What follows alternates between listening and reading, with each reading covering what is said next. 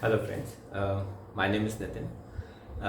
I take up science for classes 9, 10, 11, 12 chemistry and for IIT and NEET.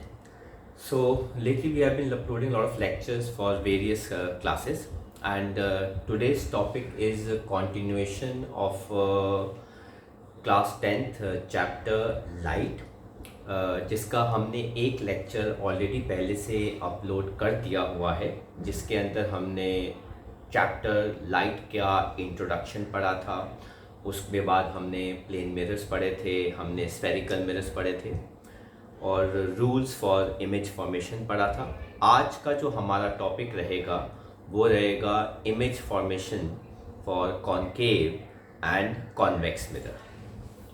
तो इसके अंदर हमारे पास जो सबसे पहला केस आता है, ठीक है, वो आता है when the object is placed at infinity.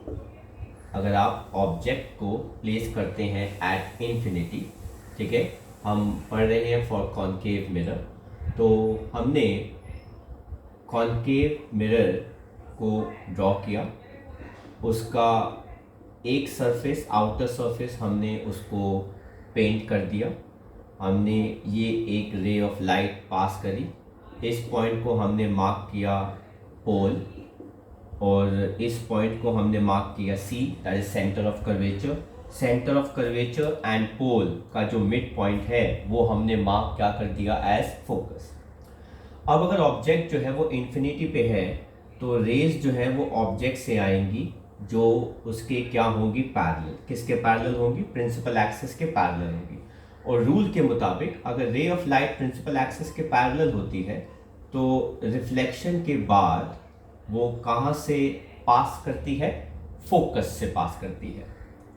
ऐसे ही हम अगर कोई दूसरी रे ड्रॉ करते हैं, वो भी ऑब्जेक्ट से आ रही है, तो वो प्रिंसिपल एक्सिस के भी पैरेलल होगी और जो उससे पहले वाली रे जो ऑब्जेक्ट से आ रही है उसके भी पैरेलल होगी, पर रिफ्लेक्शन के बाद वो भी कहां से पास करेगी?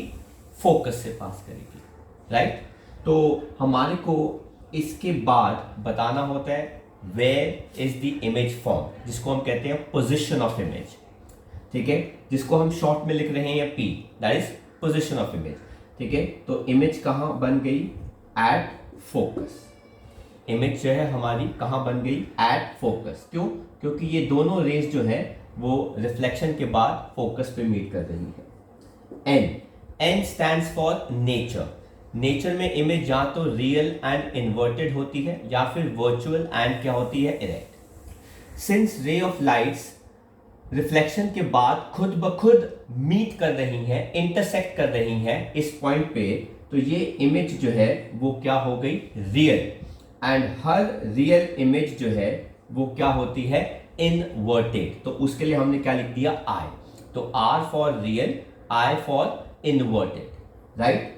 एंड देन हमारे पास आता है S. S means size of the image. तो आप देख सकते हैं इमेज जो है वो फोकस पे एक पॉइंट पे बन रही है, तो हम इसको कैसे लिख सकते हैं? इट इज पॉइंट साइज, और इसको हम लिख सकते हैं हाईली डिमिनिश्ड। Highly diminished. तो ये हमारा फर्स्ट केस हो गया जब हमने ऑब्जेक्ट को कहां पे रखा? इंफिनिटी पे रखा। अब हम ऑब्जेक्ट को धीरे धीरे मिरर के पास लाना शुरू करेंगे, इसलिए जो हमारा नेक्स्ट केस आएगा वो आएगा object is placed beyond C। beyond C का मतलब है beyond center of curvature, ठीक है। तो हमने क्या किया? कॉनकेव मिरर ड्रॉ किया, उसका बाहर का साइड पेंट कर दिया, प्रिंसिपल एक्सिस ड्रॉ करी, यहाँ पे हमने मार्क किया पोल, यहाँ पे हमने मार्क कर दिया C, और हमने इन दोनों का मिड पॉइंट ले लिया एज फोकस। अगर आप थोड़ा सा अच्छा डायग्राम चाहते हैं और आप ये चाहते हैं कि आपकी इमेज ऑटोमेटिकली बन जाए, आपको याद रखने की जरूरत ना हो, तो मैं आपको एक छोटा सा आइडिया देता हूँ, छोटा सा एक कॉन्सेप्ट बताता हूँ। आप अपने कॉनकेव मिरर को इस साइज का ड्रॉ कीजिए ताकि जो आपके रजिस्टर की जो लाइंस है, ठीक है, जो आपके रजिस्टर की लाइंस हैं उसमें 3 लाइंस ऊपर होना चाहिए और 3 लाइन नीचे होना चाहिए, है ना। तो अगर आप देख सकते हैं ये हमारे रजिस्टर या शीट की लाइंस हैं, 1 2 3 लाइन ऊपर आ गया मेरा, 3 लाइन नीचे आ गया। तो टेक्निकली 3 लाइंस इसके ऊपर हैं, 1 2 एंड 3, और 3 लाइन नीचे हैं, 1 2 एंड 3। और यहां से आप मार्क कीजिए 2 to 2.5 सेंटीमीटर या 3 सेंटीमीटर। इनफैक्ट आप इसको ले सकते हैं 3 सेंटीमीटर का गैप, है ना, और आप इसको भी ले सकते हैं 3 सेंटीमीटर का गैप। इससे ज्यादा का गैप आप मत लीजिएगा, डायग्राम आपका सही नहीं आएगा, बहुत जरूरत से ज्यादा पड़ जाएगा। तो ये एक सिंपल तरीका है आपको रे डायग्राम्स को नीट एंड क्लीन बनाने का, ठीक है। जैसे यहाँ पे तो इतनी नीड नहीं थी क्योंकि रेज जो है वो ऑलरेडी पैरेलल आ रही थी, बट यहाँ पर आप लिख सकते हैं क्योंकि अब हम ऑब्जेक्ट को सी के पीछे रखने वाले हैं, तो हमने क्या कर दिया, 3 सेंटीमीटर का स्केल से मार्क कर लिया, 3 सेंटीमीटर का ये पोर्शन मार्क कर लिया। इट इज नॉट नेसेसरी कि आप यहाँ से कंपास रख के इस आर्क को ऐसे ड्रॉ कीजिए, आपको सिर्फ एक आर्क चाहिए जिसके लाइंस के 3 सेंटीमीटर ऊपर, 3 लाइंस ऊपर होनी चाहिए और इस लाइन के 3 लाइंस नीचे होनी चाहिए, है ना। तो आप 2 लाइंस भी ले सकते हैं नीचे, 2 लाइंस भी ले सकते हैं ऊपर, बट आप 3 से ज्यादा मत लीजिएगा और 2 से कम मत लीजिएगा, डायग्राम सही नहीं आएगा। It should be a little bigger, it should be clear and it should be neat. तो इन तीनों चीजों को ध्यान में रखते हुए आपके पास ये एक ऑथेंटिकेटेड साइज जो है वो आ सकता है। अब आप ऑब्जेक्ट को सी के पीछे कहीं पर भी रख दीजिए, राइट।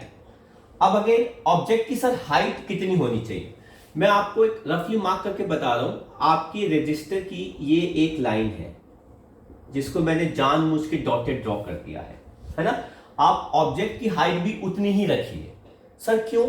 क्योंकि बेटा जब आप इस रे के ऊपर पेंसिल ड्रॉ करेंगे तो ऑटोमेटिकली ये दोनों लाइंस जो है वो क्या आ जाएंगी, पैरेलल आ जाएंगी। लॉजिक समझ में आया? लेट्स सपोज ये बेटा आपकी एक और रजिस्टर की लाइन है। बच्चे क्या करते हैं, ऑब्जेक्ट की हाइट यहां तक ड्रॉ कर देते हैं, उससे क्या होता है कि उनकी रे जो होती है वो ऐसे आ रही होती है। अब वो रे पैरेलल नहीं है, वो टेढ़ी जा रही है, तो डायग्राम खराब हो सकता है, दिखने में गलत आ सकता है। तो बेस्ट तरीका क्या है कि आप ऑब्जेक्ट की हाइट ही इतनी बनाइए कि आपके रजिस्टर की जो लाइन है उनका डिफरेंस आना चाहिए उतना। अब आप इसी रे को आप दोबारा ड्रॉ कर देंगे, वो उसी की ओवरलैप आ जाएगी। रे ऑफ लाइट ऑब्जेक्ट से आ रही है, रिफ्लेक्ट करेगी, कहां से पास करेगी, फोकस से। कहां से पास करेगी, फोकस से। Is that clear? ठीक है, तो आपने इसको मार्क कर दिया। अब दूसरी रे हमने कहां से ड्रॉ करनी है। अब आपके पास इसके 2 तरीके हैं, या तो आप ऑब्जेक्ट की हाइट और सी को ज्वाइन करा दो, या तो आप ऑब्जेक्ट की हाइट और सी को ज्वाइन करा दो। अगर आप ऑब्जेक्ट की हाइट और सी को ज्वाइन कराते हैं तो ये कुछ ऐसे मीट करती हैं। हमने मिरर को आगे एक्सटेंड करा दिया। कोई भी रे ऑफ लाइट जो सी से पास करती है अपने पाथ को क्या करती है, रिट्रेस। ठीक है, तो ये लाइन ऐसे आई, स्ट्राइक करने के बाद क्योंकि ये नॉर्मल फॉल करती है तो ये अपने पाथ को क्या कर देती है, रिट्रेस। तो आपकी ये जो 2 लाइनें हैं वो यहाँ पे मीट कर गई। अब आप इसको क्या बना देंगे, इमेज। अगर ये हमारा ऑब्जेक्ट है तो ये हमारी क्या हो गई, इमेज। तो what is P, position of image. What is P, that is position of image. तो वो कहाँ बन रही है, it is formed between C and F. ठीक है, देन आता है nature. What is the nature of the image. Since image जो है प्रिंसिपल एक्सेस के नीचे बन रही है तो it is real and inverted. And then third आता है हमारा साइज ऑफ द इमेज। आप देखेंगे अगर आपकी ये डायग्राम्स, ये मेजरमेंट सही है आप देखिए ऑब्जेक्ट आपका बड़ा आ रहा है, इमेज आपकी ऑटोमेटिकली छोटी आ जाएगी। तो हम इसको क्या मार्क करते हैं, एज स्मॉलर देन ऑब्जेक्ट। ये क्या आ जाएगा, smaller than object. Is that clear class? ठीक है, तो आप देख सकते हैं हमने दो केसेस जो है वो ड्रॉ कर लिए हैं, जिसके अंदर पहले केस में ऑब्जेक्ट जो है वो कहाँ पे रखा गया है, इन्फिनिटी पे, और नेक्स्ट केस में ऑब्जेक्ट जो है वो कहाँ पे रखा गया है, बियॉन्ड सी रखा गया है। तो नेक्स्ट जो हमारा केस इसके अंदर आता है that is the third case, that is object at C. तो अगेन हम वही कर रहे हैं, हमारे रजिस्टर की ये एक लाइन है, इज दैट क्लियर? ठीक है, हमने सी के ऊपर ऑब्जेक्ट को रखा और उसकी हाइट उतनी ही बनाई जितनी जो डिफरेंस आ रहा है हमारे दो लाइंस का रजिस्टर के बीच में, ताकि जो हम रे ऑफ लाइट ड्रॉ करें वो ऑटोमेटिकली क्या आ जाए, पैरेलल टू प्रिंसिपल एक्सिस, और रिफ्लेक्शन के बाद वो कहाँ से पास करेगी, फोकस से। तो ray of light parallel to principal axis after reflection वो कहाँ से पास करती है, फोकस से पास करती है। अगेन आपके पास दो तरीके हैं, ठीक है, नेक्स्ट इमेज, इस इमेज को बनाने के।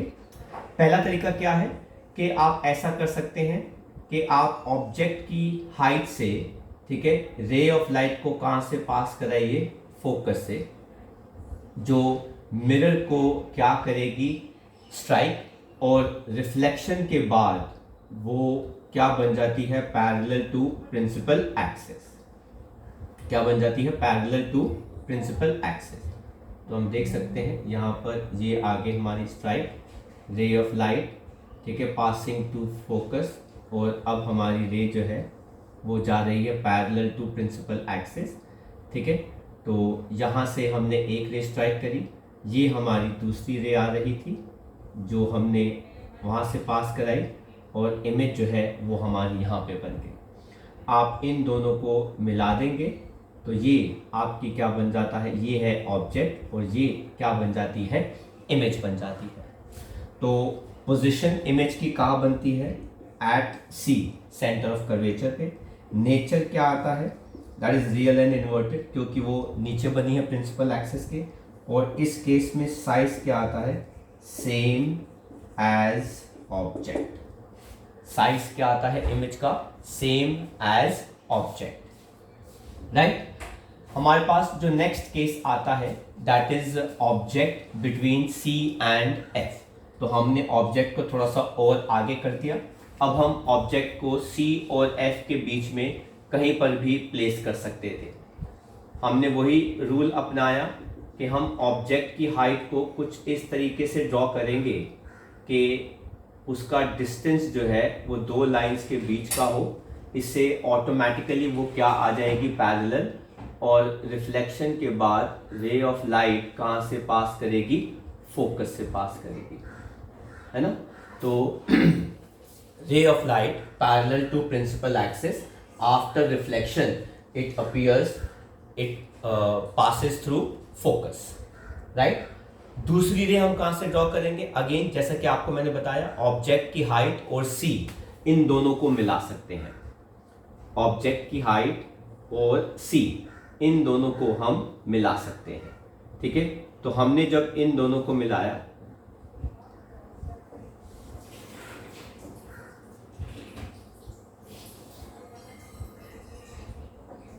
तो आप देख सकते हैं ये मिरर को स्ट्राइक कर रही है। मैंने जैसा कि पहले भी बताया था, any ray passing through C it falls perpendicular to the mirror. तो अपने वो पाथ को क्या करती है, रिट्रेस करती है।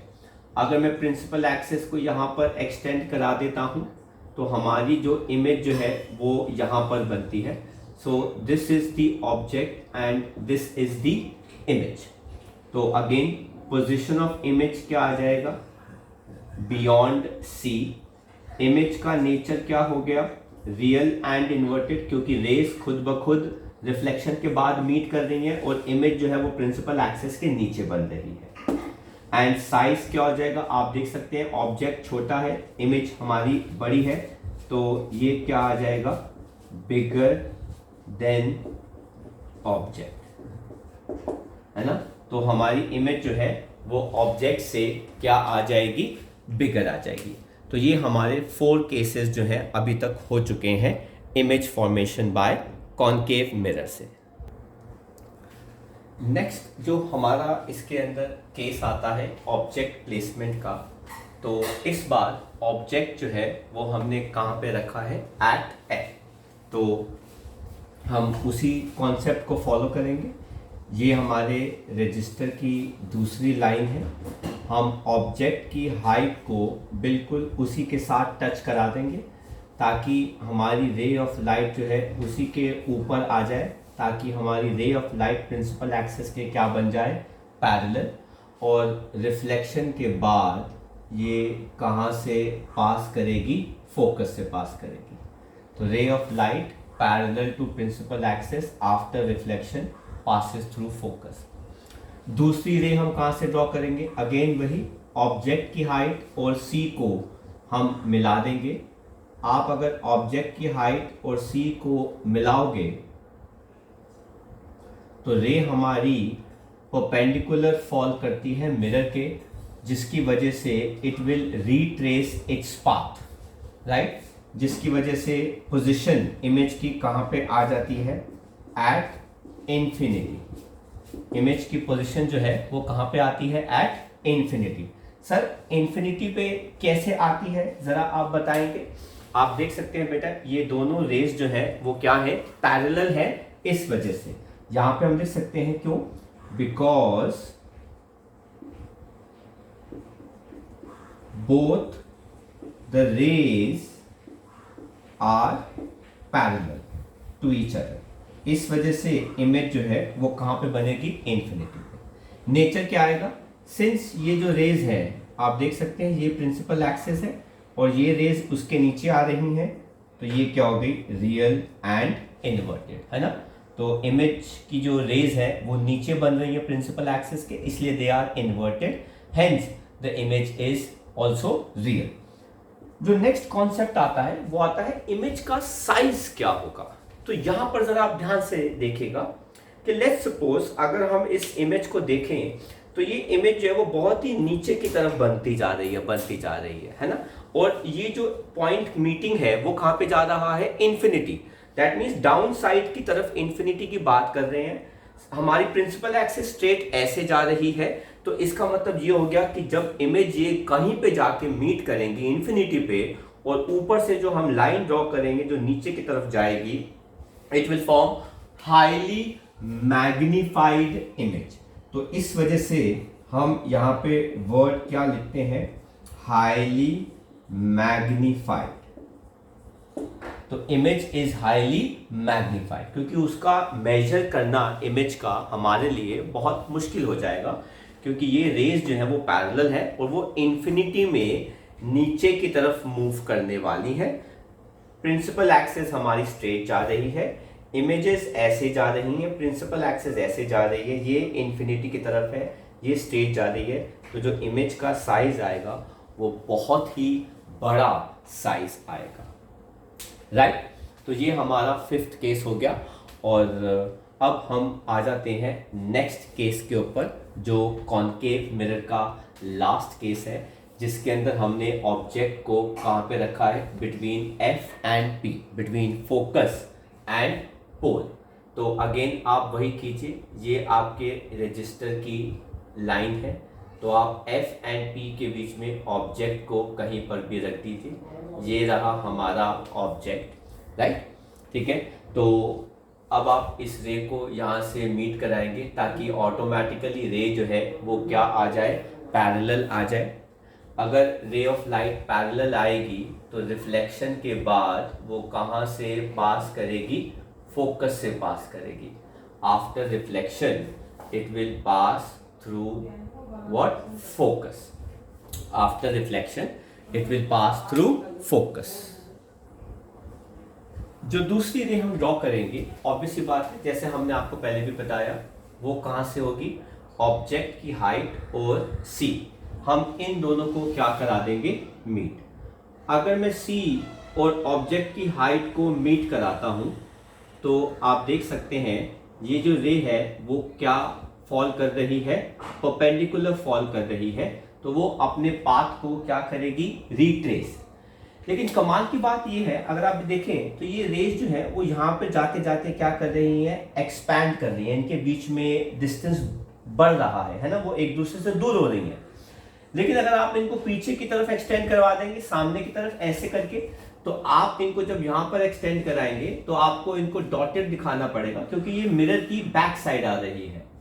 और जब ये मिरर की बैक साइड आएगी और आप इनको एक्सटेंड कराएंगे डॉटेड लाइन के साथ, तो आपकी इमेज जो है वो मिरर के क्या बनेगी, पीछे बनेगी। मिरर के क्या बनेगी, पीछे। तो what is the position of image, behind the mirror, right. What is the nature? Virtual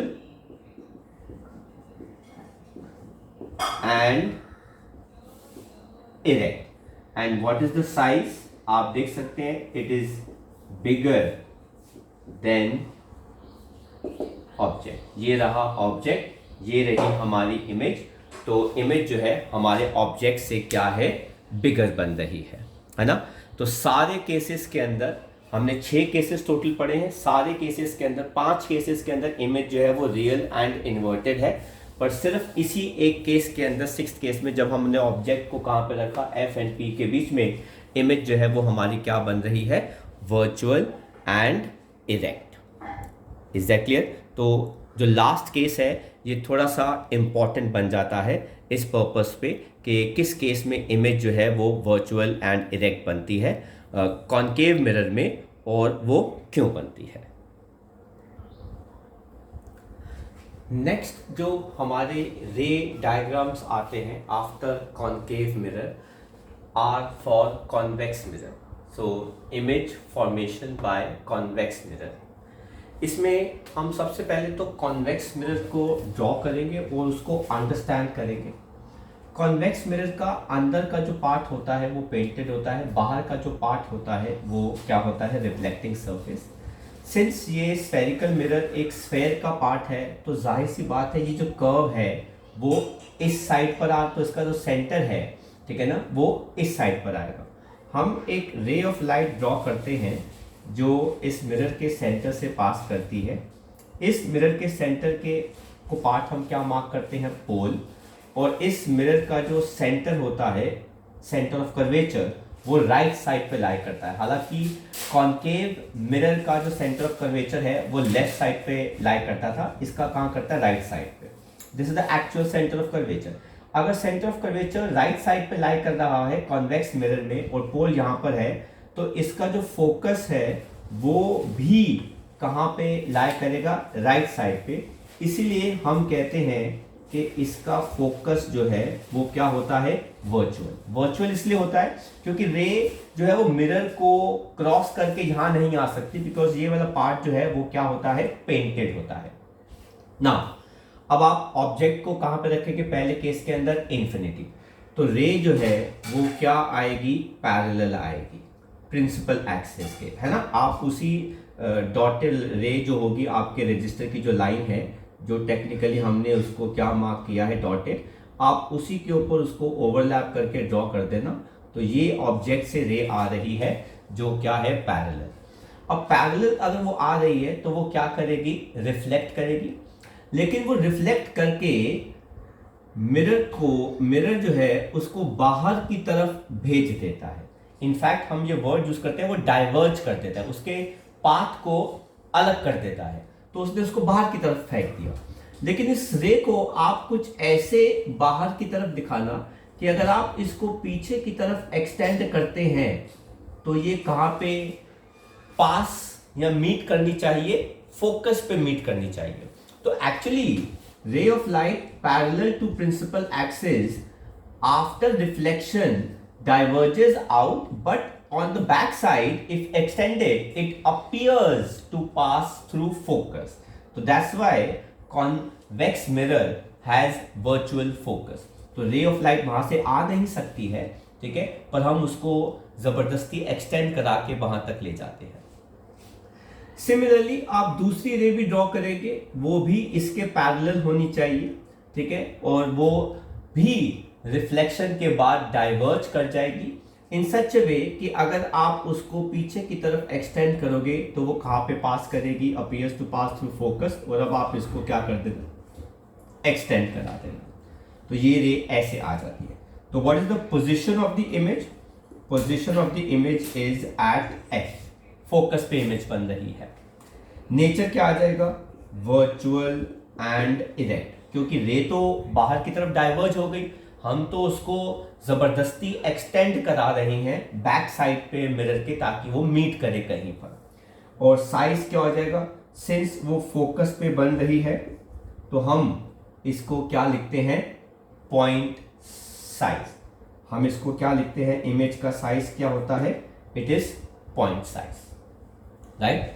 so when the object is at infinity in case of convex mirror, so image is formed at focus which is virtual and erect, और उसका size क्या होता है? Point size. Next जो इसके अंदर case आता है, इसके अंदर मल्टीपल केसेस नहीं होते लाइक कॉन्केव मिरर। सर ऐसा क्यों कि उसके अंदर मल्टीपल केसेस नहीं होते? क्योंकि इसका जो C और F है, सेंटर ऑफ कर्वेचर है, और जो फोकस है वो मिरर के बैक साइड पर या मिरर के ऑपोजिट साइड पर, पेंटेड साइड पर रहता है, और पेंटेड साइड पर आप ऑब्जेक्ट नहीं रख सकते, ठीक है? तो आप देख सकते हैं अगेन हम यहाँ पे एक रे ऑफ, हम प्रिंसिपल एक्सिस ड्रॉ कर रहे हैं। ये हमारे पास क्या हो गया? पोल, ठीक है? ये हमने क्या मार्क कर दिया? C, और पोल और C का हमने मिड पॉइंट जो है उसको हमने क्या मार्क कर दिया? H, है ना? तो आप इसके अंदर मल्टीपल केसेस जो है वो नहीं बना सकते। उसके पीछे रीजन ये है क्योंकि आप ऑब्जेक्ट को इन जगहों पे नहीं रख सकते, आपके पास सिर्फ एक ही जगह है ऑब्जेक्ट को रखने की, और आप इस प्रिंसिपल एक्सिस में लेफ्ट साइड पे ऑब्जेक्ट को कहीं पर भी रख सकते हैं, इसलिए हमने वर्ड यूज किया है anywhere on principal axis. Left side पे यहाँ रखिए, यहाँ यहाँ यहाँ यहाँ यहाँ कहीं पर भी रखिए, बात एक ही है, कोई भी फर्क नहीं आता। अब यही वो आपके रजिस्टर की लाइन हो गई, आपने ऑब्जेक्ट को रख दिया यहाँ पर, ये आ गया हमारा ऑब्जेक्ट। आप ऑब्जेक्ट की हाइट से रे को ड्रॉ करेंगे, वो क्या आ जाएगी? Parallel to principal axis. ये क्या कर जाएगी? डाइवर्ज इन सच वे कि अगर आप इस रे को पीछे की तरफ एक्सटेंड कराओगे तो वो कहाँ पे पास करती है या मीट करती है? फोकस पे मीट करती है। तो मैंने क्या किया? मैंने पहले उसको फोकस से डॉटेड लाइन ज्वाइन करा दिया, और स्केल से फिर मैंने इसी को इस तरफ जो है वो क्या कर दिया? एक्सटेंड कर दिया। तो रे का एक्चुअल पाथ जो है जाने का ये है, पर वो डाइवर्ज ऐसी होती है कि अगर मैं उसको पीछे एक्सटेंड करूं तो वो कहाँ पे मीट करती है? It appears to meet at focus, और it passes through focus. Next ray sir हम कहां से ड्रॉ करेंगे? ऑब्वियस सी बात है, हम कहां से ड्रॉ करेंगे? ऑब्जेक्ट की हाइट एंड C से।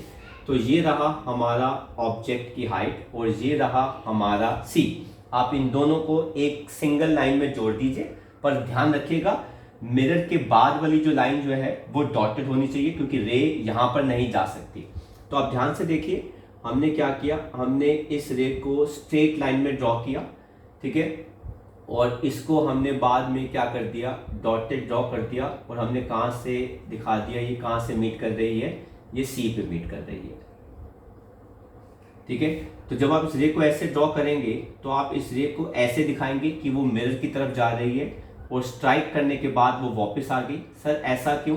क्योंकि कोई भी रे जो C से पास करती है, या it appears to pass through C, centre of curvature, तो जब वो मिरर को स्ट्राइक करती है तो वो हमेशा नॉर्मल होती है, परपेंडिकुलर होती है, इसलिए वो अपने पाथ को क्या करती है? रिट्रेस करती है। तो दोनों लाइंस कहां पे मीट हो रही हैं? यहां पे मीट हो रही हैं। ये आपका ऑब्जेक्ट आ गया, ये आपकी इमेज आ गई। तो पोजीशन ऑफ इमेज कहां बन रही है? It is behind the mirror, ठीक है। नेचर क्या हो गया? It is virtual and erect, और साइज क्या हो जाएगा? It is smaller than object, right. तो कुछ इम्पॉर्टेंट चीज़ें सुन लीजिए।